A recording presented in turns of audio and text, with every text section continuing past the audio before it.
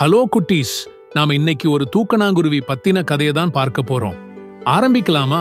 ஒரு காலத்துல பசுமையான காட்டில் அர்ஜுன் என்கிற ஒரு புத்திசாலி தூக்கணாங்குருவி வசித்து வந்தது.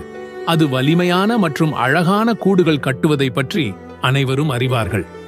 அர்ஜுன் வசதியான சிறிய வீடுகளை, மரக்கிளைகள், புல் மற்றும் இலைகளை வைத்து நெய்யும் போது மற்ற பறவைகள் அதை பிரமிப்புடன் பார்க்கும். ஒரு நாள் காடு உற்சாகத்தால் சலசலத்தது.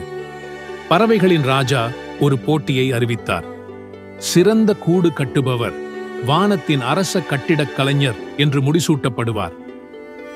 வண்ணமயமான இறகுகள், பளபளப்பான பொருட்கள் மற்றும் ரிப்பன் துண்டுகளை பயன்படுத்தி எல்லா வகையான பறவைகளும் உயரமாகவும் தாழ்வாகவும் கூடுகளை கட்டத் தொடங்கின.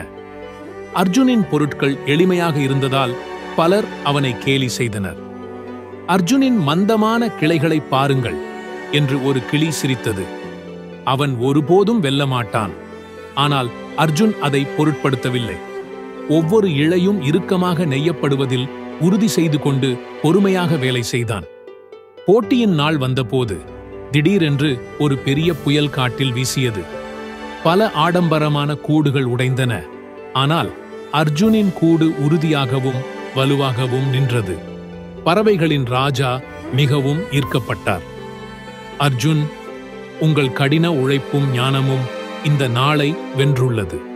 நீங்கள் எங்கள் அரச கட்டிடக் கலைஞர். எல்லா பறவைகளும் ஆரவாரம் செய்தன. அன்றிலிருந்து அவை வெறும் தோற்றத்தை விட திறமைக்கும் பொறுமைக்கும் மதிப்பளிக்க கற்றுக்கொண்டன. கதையின் நீதி என்னவென்றால், கடின உழைப்பும் பொறுமையும் தன்னை மற்றவர்களிடம் பெருமையாக வெளிக்காட்டிக் கொள்வதை விட மதிப்புமிக்கவை.